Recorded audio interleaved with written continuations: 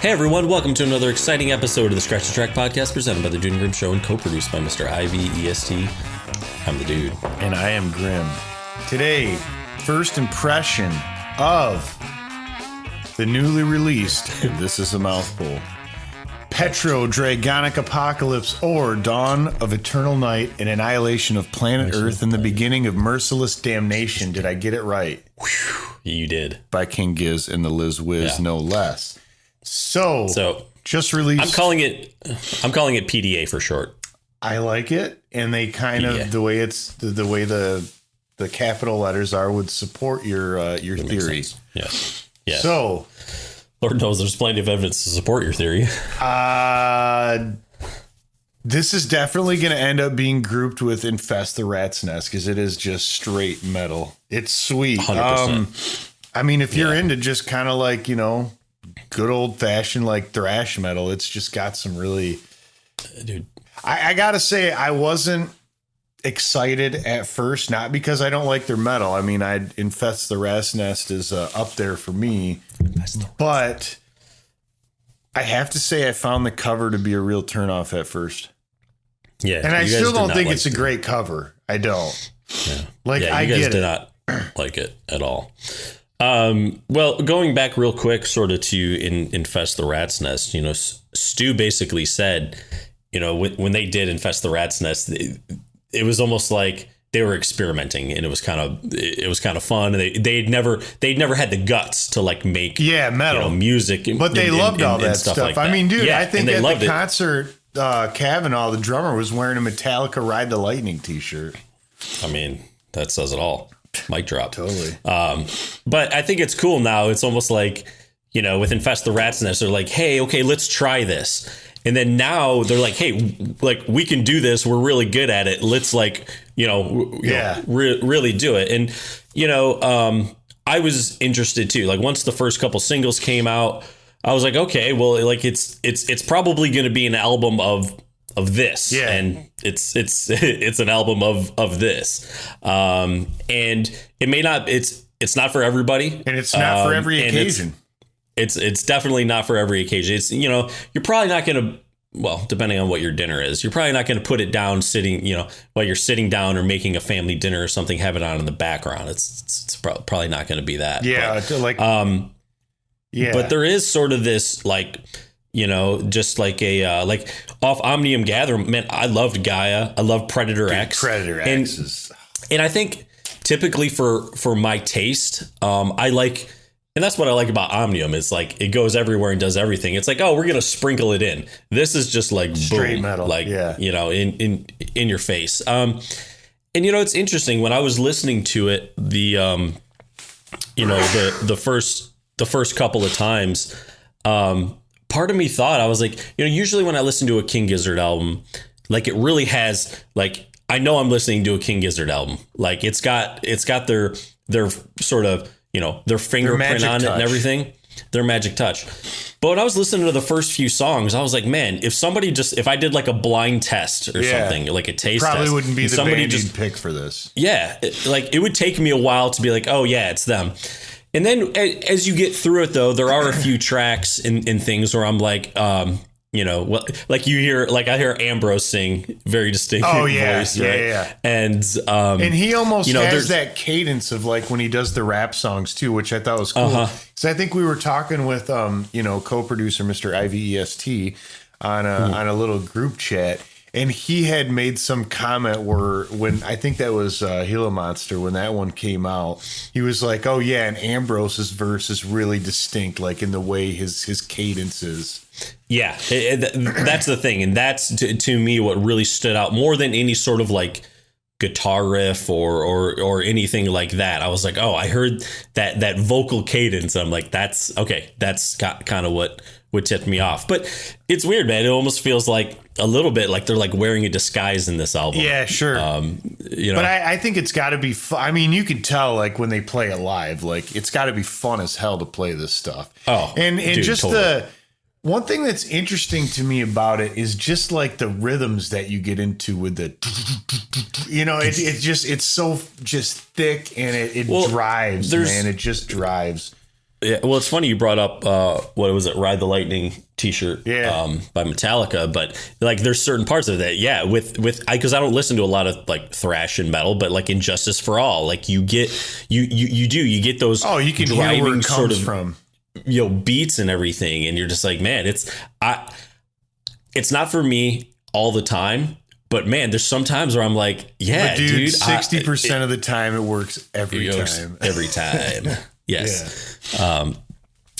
But now one thing I'll say, man, I feel like, and I may be missing this, but I don't know if we get our first woo until Witchcraft. Dude, I know what you mean. And that surprised me because of course, when we're at the concert, I think about it and I'm like, okay, I'm sure there was at least one in every song.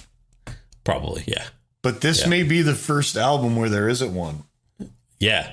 Yeah. That's the first time that it really stood out to me. And that is the fourth track on the album. And, this one thing I will say about this album, and when they do like, heavier metal, there's some longer tracks on it. Right, like Motor Spirit's 8 minutes. Dude, we got a couple 9-minute tracks. On this album is 5 minutes and 3 seconds.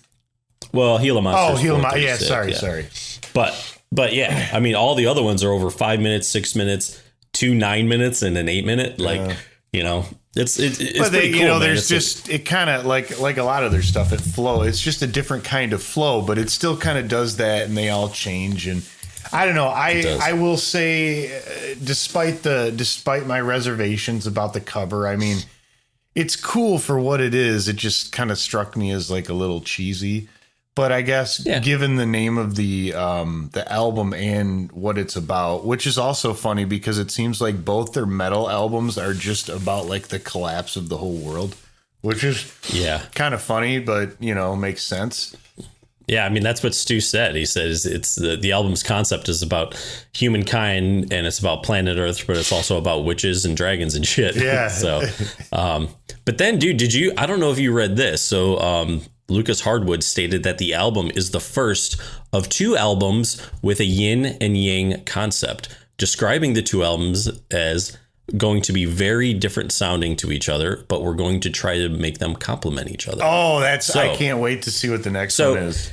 Yeah, and they're going to do something pretty sweet, like I imagine with the artwork, and it'll be just kind of how they have those things go together. What if it's just like the regular cover with the dragon, but it's just inverted. A mirror image in a photo negative? That'd be pretty sweet. Yeah. Now, they're going to do something cool because they're just creative and fun like that and everything. And there'll probably be little teases and whatnot. But I kind of like that idea of just, let's just see where they're going to go with this. Yeah. And the thing is, this is what I would say. If people aren't, you like KG or you haven't checked this out yet, but do it. Number one, you're not a huge like metal fan or thrash metal fan. Here's the thing. Probably should be.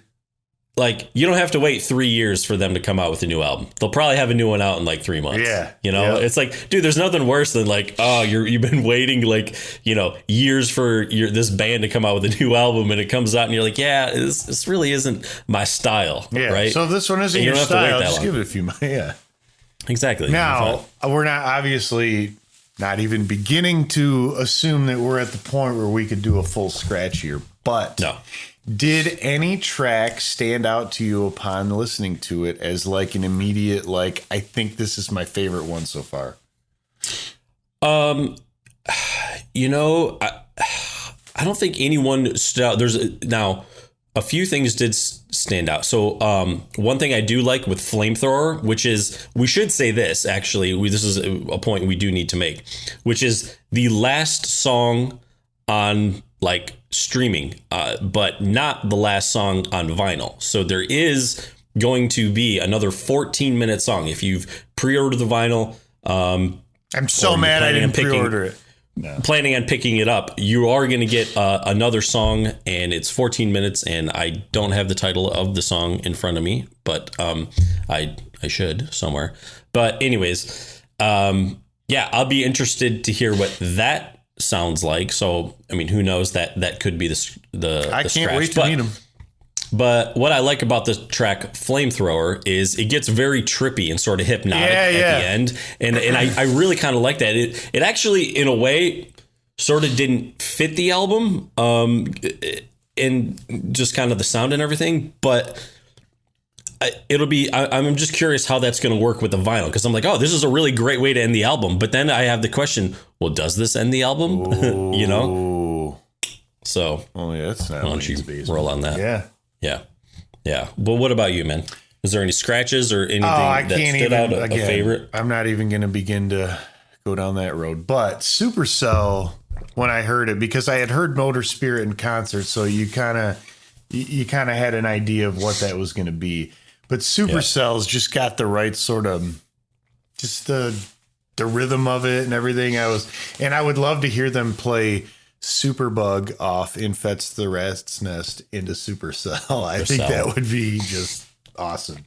Well, it's funny that you said Supercell is kind of the one that really stood out, because the one lyric, I haven't not been able to do a deep dive into the lyrics yet, but the one lyric that really stood out is drink the piss and smoke your meth. Now that one just really captured my ear. I was like, yeah, did I just hear what I thought I heard? And now yeah, that goes with the cover. Yeah, there's another, yes. They say some other stuff in there that sounds kind of harsh, but I mean, it's in Annihilation of Planet Earth and the Beginning of Merciless Damnation. So of course.